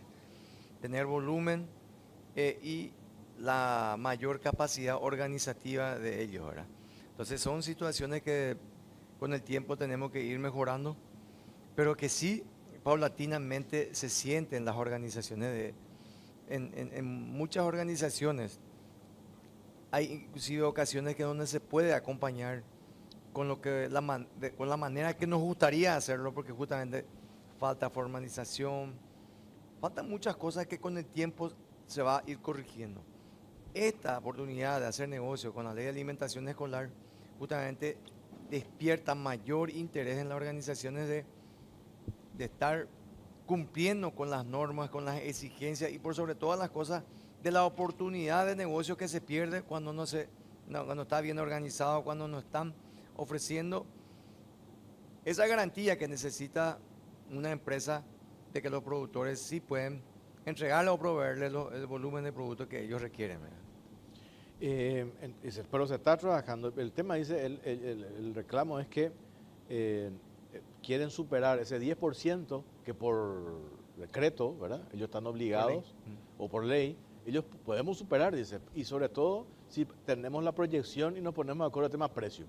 Bueno, de hecho, muchos de nuestros productores dicen, bueno, nosotros tenemos condiciones de superar los 10%, de hecho que sí tenemos condiciones de superar los 10%, y ojalá, la ley dice mínimo 10%, no hay un tope para arriba, ojalá que el 100% provenga de la agricultura familiar y están en condiciones de hacerlo en algunos rubros, por supuesto que no en todos los rubros, pero sabemos que la agricultura tiene esa característica también, la producción estacional, tenemos un país donde el verano es muy fuerte, y hay ocasiones donde se tiene el volumen de producción. Por más que este año hemos iniciado con un tremendo calor, una sequía muy fuerte, un invierno también bastante intenso, aún así tenemos hemos cubierto los requerimientos de la ley de alimentación escolar, al mismo tiempo de cubrir también la demanda interna acá de lo que es nuestro país. La demanda interna, hablamos ahí de tomate y otros rubros, que no hubo una disparada de precios, eso significa que se planificó bastante bien, pero sí se pueden mejorar muchísimas cosas. Del volumen de producción que de repente sí se tiene, pero está muy disociado, está muy aislado la fuerza productiva. Entonces, la regionalización de los productos, de sectores que producen tal o cual producto, es la manera de hacerlo, de lograrlo. Entonces, la comercialización va a facilitar y también de garantizar que todo lo que se produce se pueda comercializar en tiempo y forma. O sea, yo creo que está concentrada, la gran producción está concentrada en Caguazú, ¿verdad? Estos modelos de tomate. ¿Cómo hacer para que eso se desconcentre ahí? ¿O vas a mover nomás el tomate internamente? Porque va a seguir teniendo una gran producción en Caguazú, pero voy a decir, bueno, voy a producir también en San Pedro, voy a producir también en Paraguarí. En Paraguarí, que bueno, ahí muy cerca, pero vamos más arriba, más al norte, o más al sur, o en Ñembucú, que es lejos de cosas.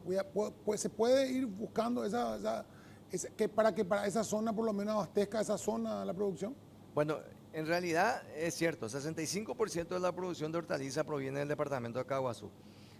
Aún que el departamento de San Pedro tiene mayor cantidad de familias de agricultura familiar.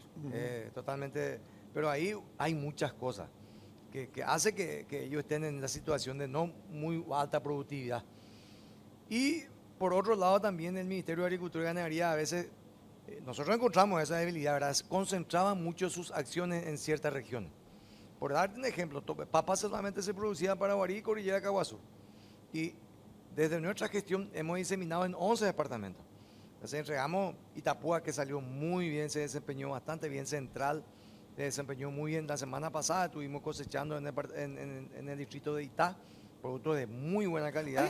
¿Hay algo de lo básico que no se esté produciendo ya hoy acá? A mí se me llama la atención porque antes no se producía nada, todo era importado y hoy se produce casi el no. Cebolla en el Chaco, yo no podía creer cuando vi. Papa, antes era con clorina nomás, se plantaba en clorina nomás la papa. Ajo, creo que ajo no se produce acá, ¿verdad? Ajo se produce, Se bueno, produce también, entonces- ajo, el 95% del ajo que se consume en nuestro país es importada, pero nosotros iniciamos este año, ubicamos, General Artigas es un distrito que se produce muy bien y hay productores con mucha experiencia. Hace años, hace 30 años, Paraguay exportaba ajo a Brasil, a San Pablo, y después dejó de producirse. Nosotros hemos conversado, le entregamos los insumos con sistema de riego, inclusive algunos productores, y hoy tenemos una buenísima producción diente de ajo de mucha calidad. Primero hablamos un poco también de genética, recuperamos, rescatamos, y que la genética que ellos que tienen, que son de años, bueno, al recuperar la calidad del suelo, que se corrige y que también se incorporan nutrientes, mejoraron la calidad. El mismo ajo que se tiene hace años, ¿verdad? Es una genética que sí ya tiene resistencia, se adapta muy bien.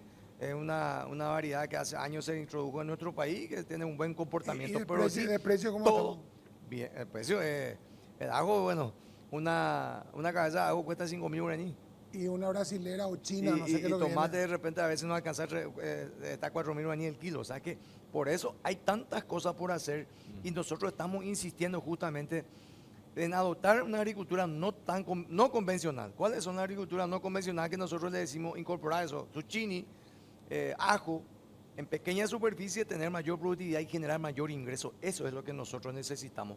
Para que la agricultura en pequeña escala, la agricultura familiar, vaya fortaleciéndose y tengan la oportunidad de hacer negocio con todo lo que uno pueda producir. Porque la gente en el campo dice,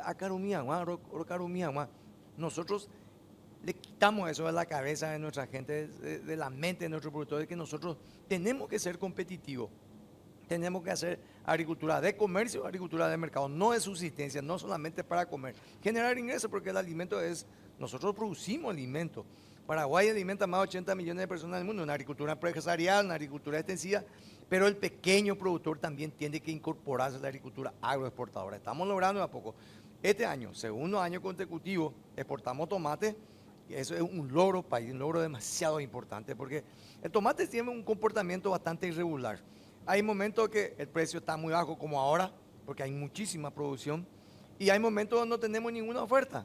Entonces, en el verano, hoy podemos decir que este año hemos producido en verano, producimos muy bien, 95% de éxito en los agricultores que sí asumieron la responsabilidad y el riesgo también de producir en verano, que nunca fue fácil y que nunca tuvieron en mente que se puede producir y se está produciendo.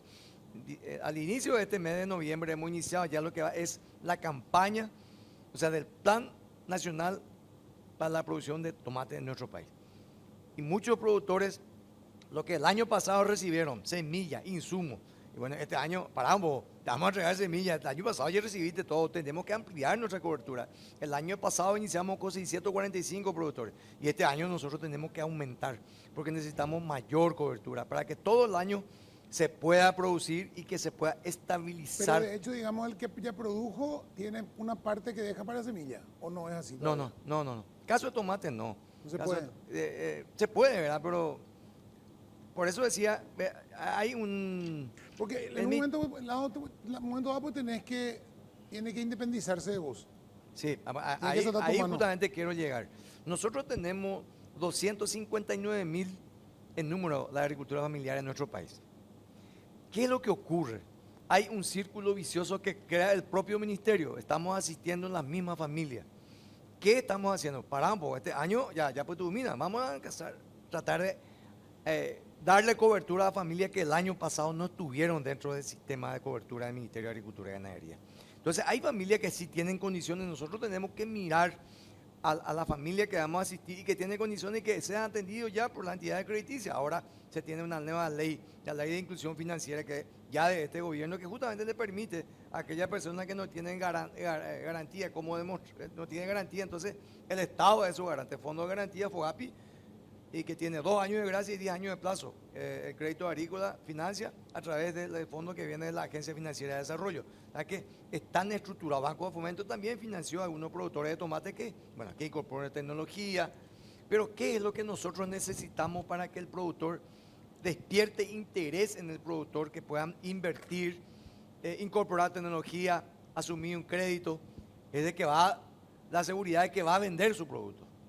Y estamos logrando, se vendió muy bien este año. Ahora mismo hay sobreproducción, o sea, no podemos decir sobreproducción, pero hay aquellos productores que están cosechando en grande volumen, no fueron las semillas, por ejemplo, entregadas por el Ministerio de Agricultura y Ganadería.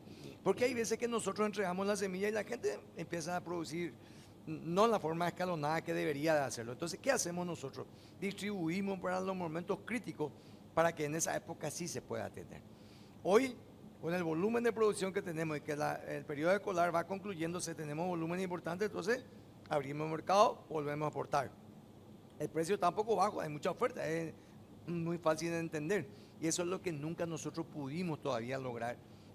Ahora, de a poco concientizando a nuestra gente que paren, en vez de producir 1000 plantines, hagan 500, hagan menos y diversifiquemos más nuestras fincas para no tener una sobreproducción, porque ¿a quién le vamos a acusar? La gente dice, barato y tereí, precio bajo, necesitamos precio justo, pero nosotros somos que le destruimos el mercado. Entonces tenemos que tener una planificación, escuchen a los técnicos. Este es el volumen que requiere el mercado y sobre esto tenemos que trabajar. Gracias a Dios, ahora tenemos exportación. Con eso descomprimimos el mercado, si no vamos a estar tirando. Algunos fanáticos están tirando, pero sacan una bolsita y empiezan a tirar en la ruta. Pero bueno, ese es puro show. Está lastimosamente sectores políticos que hacen que esos productores hagan ese tipo de cosas que realmente lamentamos muchísimo, porque sí, estamos exportando. Paraguay está exportando, hay un mercado que necesita y nosotros lo que tenemos que hacer, mayor organización justamente para que cada semana salga 3, 4 camiones a la República Argentina. Industrializar. También, pero mira, siempre también nosotros estamos hablando. Lo ideal es industrializar. Nosotros estamos trabajando justamente como ministerio, tener por lo menos una pequeña, para que cada organización tenga una pasteurizadora, de cómo pueden de repente introducir la agroindustria. Y que hambre cero, justamente estaba hablando acá del señor, ¿qué es lo que nosotros necesitamos? La cámara. Una cámara frigorífica que ellos puedan guardar su producto, envasar al vacío, bueno, las raciones que van a necesitar las escuelas y con su propio camión refrigerado que empieza a distribuir en la escuela donde van a necesitar. Esos son los tipos de negocios que necesita nuestra agricultura. Nuestros agricultores saben hacerlo, saben producir, pero en el momento de comercializar hay debilidad. Bueno, no había mercado, ahora tenemos mercado, la ley de alimentación escolar y también los quechos nosotros no producimos. Bueno, produce una empresa, ¿verdad? Pero ahora nosotros dijimos, por favor, compren nuestro producto, traen de otro lado. Entonces, por favor, compren producto nacional. Entonces, ¿qué es lo que nosotros necesitamos? Que las organizaciones tengan su propia microindustria. Entonces, nosotros incorporamos profesionales dentro del Ministerio de Agricultura, por ejemplo, los tecnólogos del alimento, que nos va a ayudar que puedan hacer, congelarlo, hacer el envasado al vacío, congelar, guardar y después empezar a distribuir. La semana antepasada estuvimos en Pacaraí, una organización que recibió su cámara frigorífica, un camión refrigerado del Ministerio de Agricultura y Ganadería donde guarda su frutilla. Ahora no tenemos frutilla, no es la época de frutilla, estamos en verano. Los tipos están guardando y están empezando a vender. ¿Dónde venden? En los lugares donde se hace trago, en las heladerías, en la confitería. Entonces, ¿qué significa eso? Hay que vender en época donde es difícil de conseguir. Eso es la agricultura que nosotros necesitamos. Caso de los papas, cebolla. La gente, bueno, algunos mal acostumbrados, lastimosamente hay algunos dirigentes que justamente no son productores y que quieren hacer política sobre las necesidades, sobre la realidad de la agricultura paraguaya. Entonces yo le digo, vamos a guardar, vamos a ir vendiendo de a poco esa cultura de no atropellar el mercado. Cuando más nosotros ofertamos, por supuesto que el precio va a ir para abajo. Y eso todavía nos cuesta. Hay mucha gente que está entendiendo, hay mucha gente que trata de cosechar un poco más tarde. Lo que pasó, Anita, estaban cosechando, estaban vendiendo muy bien. Ahora se está vendiendo papa nacional. Eso es increíble. El tiempo de este año también fue muy generoso, también podemos decir. Pero, ¿qué es lo que nosotros necesitamos justamente? De que se aprenda que el comercio tiene una dinámica que nosotros tenemos que adecuarnos a ello. No querer amoldar al comercio a nuestros intereses y a nuestras necesidades. Nosotros tenemos que entender la dinámica del comercio. Ese el agricultor tiene que entender. Muchos lo entienden muy bien y le va muy bien. Aquellos que todavía insisten, ya vendean, quieren fijar precios inclusive en algunos casos. No es así. Caso de yerba mate, por ejemplo, yerba mate nosotros exportamos a Europa. ¿Por qué? Porque es orgánica. Entonces, ¿qué es lo que se tiene que hacer? Tenemos que innovar. Una agricultura tradicional, una agricultura primitiva, arcaica, está destinado al fracaso. Nosotros tenemos que adecuarnos, tenemos que buscar excelencia en la producción, tenemos que buscar calidad porque hay todo un mercado que necesita. El caso de la piña. Sí, la famosa casa de la Piña hoy, bueno, esta semana en Orqueta nosotros enviamos la carga número 8. Sí, se va para Uruguay y se va para Argentina. Son logros demasiado importantes. De hecho, hace rato que estamos exportando, pero ¿cómo nosotros ofrecemos más calidad hoy día? La piña que se produce, que anteriormente era de 800 gramos, de 600 gramos, hoy 1 kilo 200, 1 kilo 800 y tiene una piña hermosa. Entonces, esos son ya tipo gourmet, le podemos decir, pues son de calidad. El sabor es otra cosa. Entonces, nosotros tenemos que conquistar mercados con calidad, que se posicione nuestro producto con calidad en el país donde nosotros exportamos. Eso es lo que necesitamos y estamos logrando a poco. De hecho, que falta muchísimo por hacer volumen, justamente. Me decían los productores, ministro, recoteo, tractor, gestavero, producían, gestavera, es cierto, necesitamos expandir nuestra frontera productiva y ahí nosotros estamos acompañándoles. Bueno, primero darle ese inicio, ese empuje para el inicio de todo lo que es el proceso productivo y después que ellos ya puedan ser atendidos por la banca pública, en este caso Crédito Agrícola, Banco de Fomento, que pueda financiar su proyecto productivo, porque eso es lo que nosotros necesitamos. No podemos tener una agricultura dependiente con una forma de mal acostumbramiento que tienen nuestros productores de ser asistidos todo el tiempo. Eso es asistencialismo puro, un prebendarismo que se instaló dentro del ministerio que hoy nos cuesta desatar, pero sí estamos ya trabajando con agricultores comprometidos. Hay satisfacción en el campo, podemos decir que hay mucho dinamismo económico, hay paz, hay todavía algunos dirigentes que quieren trabajar de la misma manera como venían haciendo.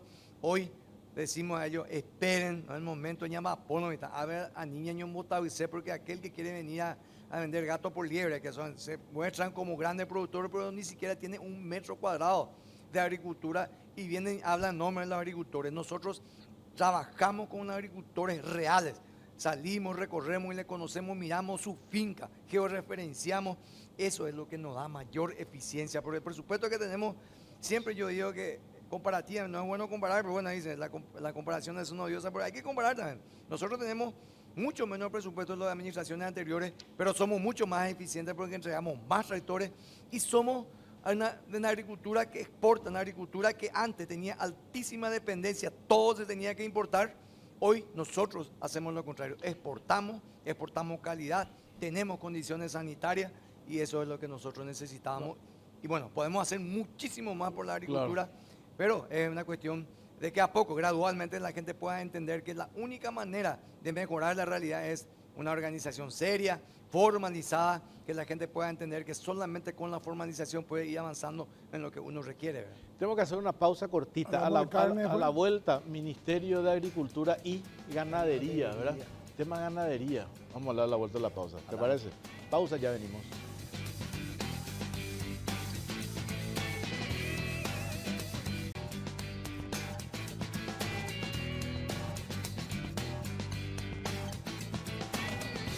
Bueno, seguimos en Cara o Cruz, estamos por Canal 13, también por Unicanal. Tema carne, ¿vos querías preguntarle al ministro? Sí, quería preguntarle al ministro porque leí su propuesta en la semana y que viene con eso, de habilitar otra vez el faenamiento en escalas menores, ¿verdad? O sea, faenamiento regional o el faenamiento, no sé cómo le llamás vos, ministro, a eso, que se pueda faenar directamente, el productor pueda venderle a ese, lo que era el carnicero de la ciudad antes que tenga un lugar habilitado para poder faenar y vender directo del productor con un intermediario a un precio más económico en las ferias, en los mercados municipales, etcétera. Bueno, nosotros tenemos que mirar a la carne, a la industria de la carne como un sector que va evolucionando de forma muy positiva. Pero al mismo tiempo, todo ese incremento en la exportación, la apertura de mercados, también golpea mucho al consumidor final con el incremento de los precios naturalmente. Entonces, ¿qué es lo que se hizo? Se fortaleció demasiado un sector y desatendiendo un poco una parte tan importante que es el consumo interno. ¿Y eso cómo se logra?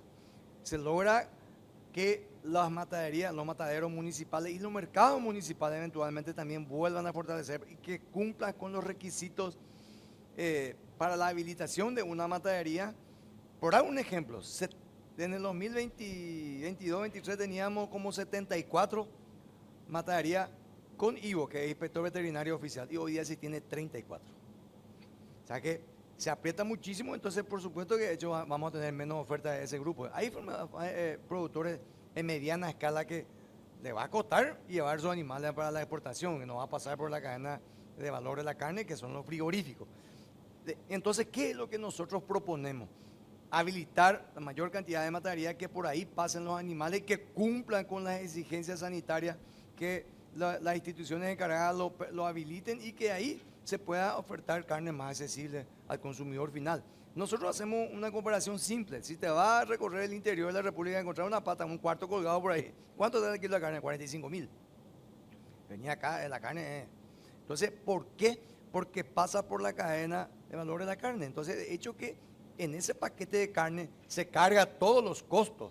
Entonces llega al consumidor final con un precio totalmente diferenciado. Te están llamando afuera ofreciendo un precio más alto también. Bueno, yo fui mercadero municipal.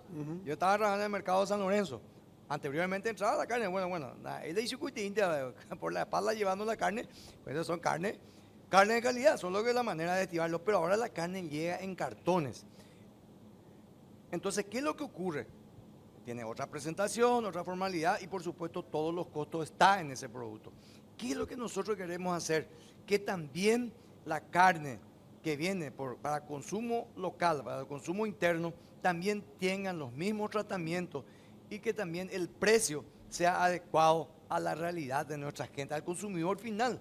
En el interior, vuelvo a repetir, el precio es accesible, es un poco mejor, pero acá en Central Capital patea a la economía, es inflacionario, entonces nosotros como gobierno tenemos que tener políticas públicas para que le garantice al productor que siempre va a consumir precio de carne accesible, que es lo que corresponde. Los paraguayos somos consumidores de carne vacuno. No hay manera de convencerle de que ya ocurrió Uruguazú. Bueno, pero vos hablas de pollo y hoy pollo, esta semana se habilitó la exportación de pollo. También. Eso va a hacer que va a generar eso. Es un mercado gigante de consumo de pollo. Pero somos consumidores, nosotros nos gusta la carne. O sea, la proteína en sí, lo que hablan el asado.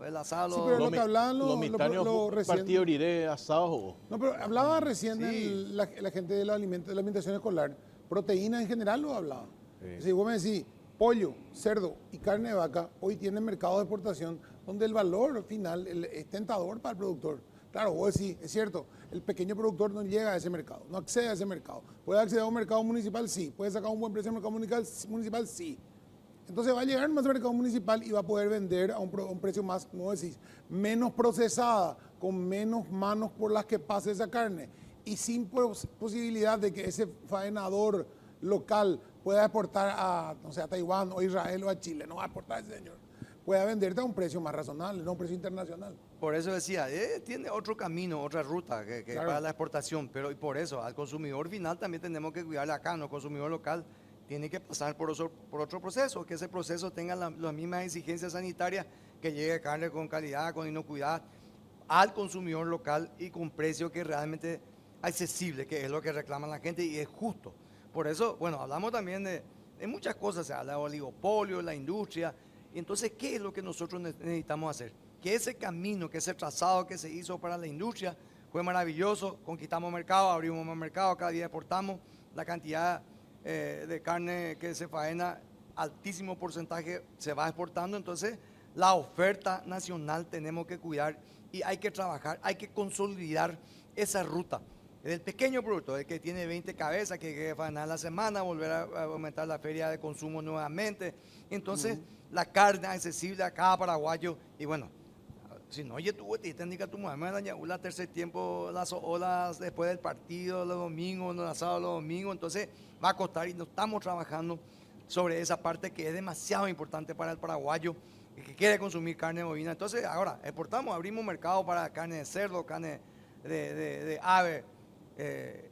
Paraguay se consolida como un país agroexportador de todo lo que es la carne de origen animal, pero proteína de origen animal, pero también tenemos que entender que Los paraguayos nos gusta consumir la carne vacuna y entonces tenemos que trabajar para que cada paraguayo pueda acceder de una manera más, un precio más justo, más accesible para la economía nuestra. ¿Aumentó, es cierto, la producción de carne de oveja?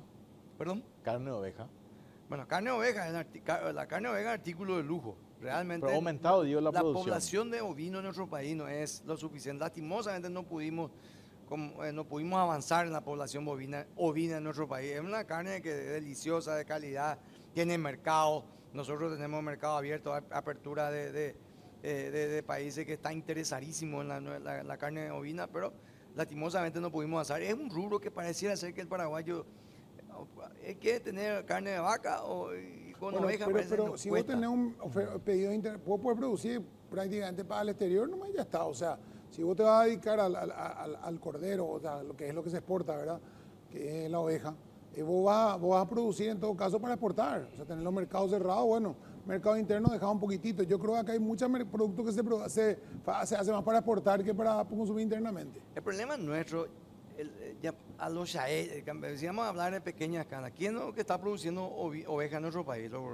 La empresa. Claro. La agricultura, un ganadero que tiene 1.000, 2.000 cabezas de oveja, o 100, 200 cabezas, ¿verdad? Y conste que se puede producir en pequeña superficie, ¿verdad? Y es mucho más prolífica. Vos producís por lo menos 2 partos, 2,5 nosotros le decimos al año. Vos podés producir 2, 3 corderos al año con una oveja. O sea que realmente es un rubro, no sé, una producción que se adapta muy bien a la agricultura familiar en pequeña escala. Y bueno, es fácil de manejar. O sea que realmente no se le mira de esa manera, lastimosamente. Después la carne, ya estamos hablando también de la cabra, ¿verdad? Que mucho en las ferias se está vendiendo muy bien leche de la cabra, queso de cabra y todo lo derivado de la cabra. O sea que en Paraguay realmente nosotros tenemos un abanico de oportunidades de lo que es el sector pecuario. Estamos hablando de la oveja, de la cabra, de ave y de cerdo, que hoy día sí se posiciona muy bien en las ferias, se vende muy bien. Todos los corderos que se traen en la feria se vende muy rápido, entonces a buen precio. Después de que se anunció el tema de Taiwán, arancel cero para el sector carne, nos contaba el otro día el ministro Javier Jiménez cómo ha aumentado el nivel de interés. Los grandes productores dijeron, nosotros tenemos que empezar a crecer. Entonces fueron tercerizando. Ellos le daban todos los insumos, y entonces eso permitió también en muy poco tiempo un crecimiento importante de ese sector. Bueno, definitivamente es algo que se va a ir ganando espacio en nuestro país. Hay que producir alimentos. Entonces nosotros tenemos que ir acostumbrándonos a transformar nuestra producción primaria en proteína, en este caso en proteína de carne, ¿verdad?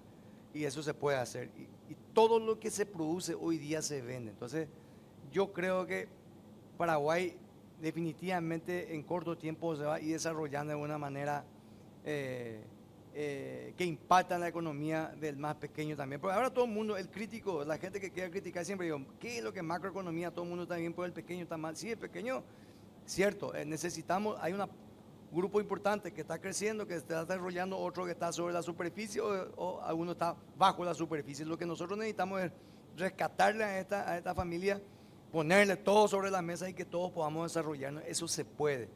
Porque toda la oportunidad que significa hoy la producción de cerdo, engordarla, hay una manera de hacerlo. En Catuete se va a abrir un frigorífico para cerdo. O sea que Paraguay realmente está en una posición cada día más ventajosa y que no hay manera más de tener este desarrollo que viene para el sector productivo. En el campo se puede desarrollar, hay tierra improductiva. Por supuesto que se necesitan algunos detalles en el caso de la financiación, de acceder a crédito, título de propiedad, que son parte todavía de la realidad de la agricultura paraguaya, pero que definitivamente va a ir en proceso de cambio. Ahora se tiene, la ley de inclusión financiera es una oportunidad, eso no se tiene que perder esa oportunidad. Tiene un capital de $8,5 millones que al inicio, que ya le financia, le puso dinero ahí en la Agencia Financiera de Desarrollo, entonces es momento de aprovecharlo. Nosotros en toda nuestra salida, cuando hablamos con nuestros productores, promocionamos y el crédito agrícola se va a ir colocando ese préstamo que para los productores que están interesados. Para ir redondeando, ministro, este tema ya tienen la app para las ferias, para comprar. Ustedes iban a hacer lanzamiento de, ¿cómo es? Una aplicación para que yo pueda pedir los productos de la agricultura familiar, los feriantes a través de una aplicación. ¿Ya tienen eso? La feria digital, el 2 de diciembre oficialmente vamos a lanzar. El 2 de diciembre. 2 de diciembre. Ah. Ahora estamos en los últimos detalles de cómo hacer los delivery. Estamos trabajando con nuestros gerentes en cada región. De repente uno quiere hacer Caguazú, bueno, y que estén ahí involucrados los productores y que puedan llevar el delivery inclusive en la región. Por supuesto que acá en el ¿Y acá en departamento Asunción? central y capital va a ser algo demasiado interesante y atractivo y va a ser una oportunidad de negocio que requería mucho de nuestros productores. En la feria, no, la gente le gusta ir a la feria, pero aquellas personas que ya no pueden desplazarse, ahora el tema del tráfico, irse a la feria, todo un tema, entonces es una oportunidad de que el productor pueda llegar más rápido, pueda entregar en tu propia casa los productos que uno requiera, ¿verdad? Es una modalidad que le trabajamos hace un año, más de un año se está trabajando sobre eso, porque es algo complejo, en donde nosotros tenemos que dar la seguridad, la garantía de cuando se pide carne de cerdo va a llegar, carne de oveja y bueno, que todo lo que está dentro de la plataforma, nosotros estamos coordinando con nuestros productores en forma local, en forma regional, cómo podemos abastecernos en la mayor cantidad de productos y abanico de productos que está dentro de la feria digital que vamos a lanzar el 2 de noviembre, diciembre. De diciembre, vamos a estar atentos a eso, ¿verdad? Porque me dijiste, de acuerdo en otras entrevistas, que los propios productores te pidieron eso. Vamos a familiarizarnos amigarnos con la tecnología, porque hay pedidos. Hay pedidos y lo bueno es que hay muchos jóvenes que hoy vuelven a la agricultura. Eso no sé, en el mundo entero los jóvenes migran del campo a la ciudad. Nosotros estamos teniendo un fenómeno un poco distinto, totalmente diferente, de la ciudad al campo otra vez. Un muchacho de San Lorenzo se fue a vivir en Carapeguá, se casó con una carapegüeña y bueno, se aburrió, pero se empezó a producir por ahí pequeña escala y en la semana pasada exportó su primera carga de tomate a la Argentina.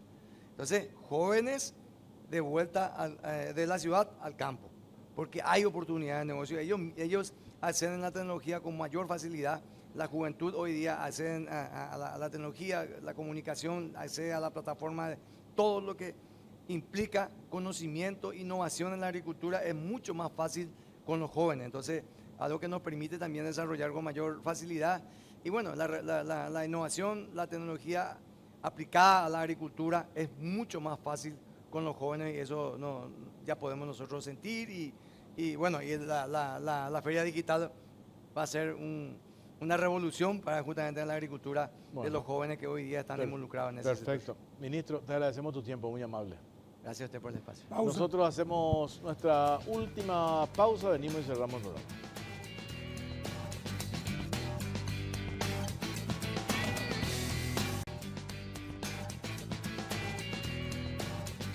Tenemos tiempo, Pipo, nos vamos, nos reencontramos Sí, señor. el próximo domingo. Sí, señor. Gracias por acompañarnos, buenas noches. Buenas noches.